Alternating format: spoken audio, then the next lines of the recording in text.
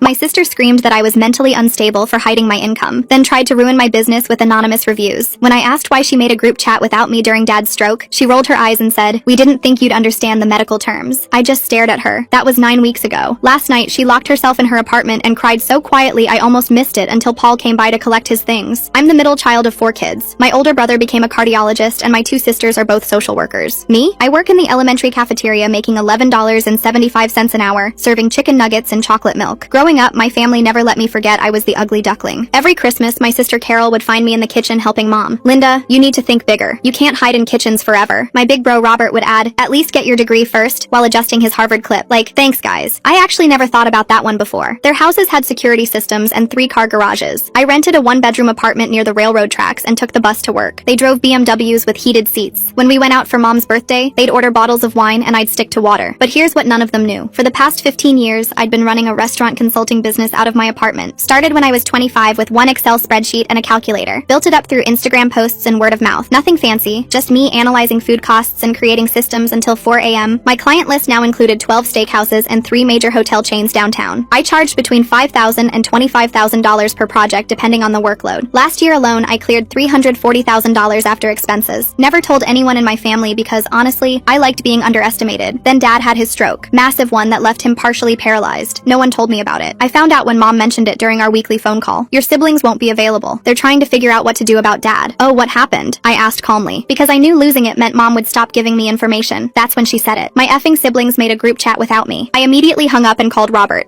Hey, maybe this was an accident, but why wasn't I included in the discussion about Dad?" He sighed like he was explaining something to a child. "Linda, we need to be realistic here. Good facilities cost $8,000 a month. If you can get someone to cover your little hairnet job, maybe you can visit once a month." I told him I'd take care of Dad myself. He actually snorted. "Ha ha ha ha, I know you're not talking about moving him into that shoebox you live in. Linda, Dad needs round-the-clock medical care. This isn't like scooping mashed potatoes onto plastic trays." Carol jumped on the call. "Robert's right. We're talking about adult decisions here, not something you can handle on a cafeteria worker's salary. Proper care." As if I'd just prop Dad up with some tater tots and call it a day. That weekend, I did something that would make them regret their words forever. I drove around looking at houses for sale, found a perfect ranch style with wide hallways and a ground floor master bedroom, just the way Dad likes it. Put in a cash offer, $20,000 over asking. While my siblings argued about who would cover Medicare, I hired contractors to install grab bars and a roll-in shower. Interviewed home health agencies until I found the perfect team. All while my siblings sent each other links to depressing nursing homes an hour away from everyone. Moved Dad in 3 weeks after his discharge. Didn't tell anyone, just showed up at the hospital with the medical transport I'd arranged. Robert was there arguing with the social worker about temporary placement. "It's handled," I said, signing the discharge papers. "Dad's coming home with me." Carol laughed that sharp, bitter laugh she'd perfected in childhood. "Linda, stop. This is embarrassing. You can barely afford your own life." My younger brother James finally spoke up. "Let her try and fail. She'll come begging for help in a week when reality hits." 6 months passed. I took care of Dad while running my business. He'd sit at my kitchen table watching me organizing files, telling stories about his army days. My siblings barely visited. Carol said she was too busy. Robert said he didn't want to get stuck in traffic. James just stopped responding to texts. They kept their group chat going though. Mom would mention their ongoing debates about long-term care facilities, like they were waiting for me to fail. But then something beautiful happened. It came in the form of something big, thick, and black. Carol's preppy little husband saw my name on the speaker board at a restaurant industry conference. In bold black lettering it read, "Linda Mitchell, turning failed restaurants into million-dollar success stories." He took a photo and sent it to the family group chat with 3 question marks. I just laughed and switched my phone off. But when I woke up, I noticed my phone had been bombarded with dozens of texts and missed calls. The first voicemail was angry. The second was threatening. By the 10th, they were practically begging to talk about this rationally. The first message I actually opened was from Carol. "Pathological liar," in all caps. Then another. "How dare you hide this from us while we worried ourselves sick about Dad's care costs." I set my phone aside and focused on making Dad's breakfast. My hand stayed steady as I scrambled his eggs exactly how he liked them, soft with a touch of cream. The phone kept buzzing against the counter, creating a constant vibration that made the salt shaker dance. Dad noticed the noise from his wheelchair. His good hand reached toward the phone, eyebrows raised in question. "Just the family having feelings," I told him, placing his plate on the special tray that attached to his chair. "Nothing that can't wait until after breakfast." The phone rang. Robert's name flashed on the screen. I answered on speaker while adjusting Dad's napkin, knowing he'd want to hear whatever drama was unfolding. "Fraud!" Robert's voice exploded through the speaker. "Identity theft! Corporate deception! I have lawyer friends, Linda. This charade ends now." Dad's eyes widened. His good hand gripped his fork tighter, but I kept my voice level. "I never lied to anyone, Robert. I just never corrected your assumptions about my life. You let us think you were poor. You watched us stress about Dad's care costs while sitting on a fortune. I'll expose you, Linda. I'll tell everyone at Garfield Elementary exactly what kind of person you really are. They deserve to know their cafeteria worker is a con artist." The line went dead. Dad's egg sat untouched, his face showing more alertness than I'd seen in weeks. A knock at the door interrupted the silence. Mrs. Chen from next door stood on my porch, holding a casserole dish and wearing a concerned expression. "I heard shouting," she said, glancing past me toward Dad. "Everything okay? I brought extra lasagna from last night." Mrs. Chen had been bringing meals twice a week since Dad moved in, refusing payment and always staying to chat with him about their shared love of old war movies. She knew exactly how dedicated I was to his care, often commenting on the medical equipment and modifications I'd installed. "Family drama," I admitted, accepting the dish, "but we're managing." She patted my arm. "Your father is lucky to have you. Not many daughters would do what you do." As she left, my phone showed a new text from Carol. "On my way over. You will explain yourself." I helped Dad finish breakfast, then started preparing him for physical therapy. His therapist would arrive at 8, and I needed him ready. While I gathered his exercise bands, a car door slammed outside, then another. Carol's fist pounded against my front door. "Open up, Linda! We're not leaving until you explain this sick joke." Through the window, I spotted James's car pulling up behind Carol's, all three siblings descending like a storm. I opened the door to find them clustered on my porch. James held his phone up, recording. "For evidence," he announced, "in case we need it for legal proceedings."